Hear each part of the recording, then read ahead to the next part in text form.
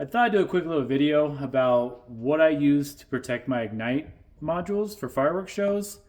There's a lot of guys asking how to protect them from fire and mishaps when you're doing a fireworks show. And these little Apache 1800 cases from Harbor Freight are probably the best economical case you can buy for these things. You can buy the Pelican 1150 case, but they're over 50 bucks. These from Harbor Freight right now are $12.99 a piece. Sometimes you can find them on sale for a little bit cheaper than that, like $8.99 each.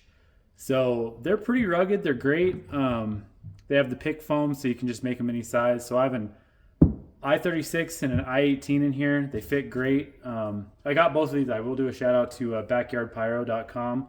Jason Neely out there got these to me right before the 4th. It was a very irresponsible time for me to ask, and he got them to me super quick, which was great. So shout out to backyardpyros.com and Jason Neely over there.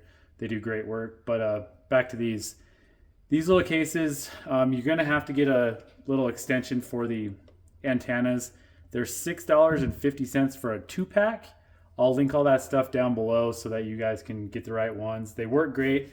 You just have to drill a little 1/4-inch hole, I'm pretty sure it is, into the side and then rig it up. I have had no problems with distance. I think this last show I did, I was 105 yards away and I had to pause the show twice because I had a couple spot fires in my field that I wanted to take care of, and everything paused and restarted just fine using my phone. I just used a Galaxy S23 is what I was using.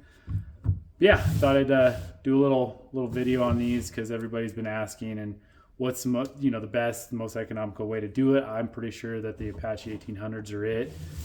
I do have some Pelican cases for some other hobbies of mine, and there's some big, heavy-duty, high-dollar cases, and these are just as sturdy as those, and they're a third of the price. You really can't go wrong with them.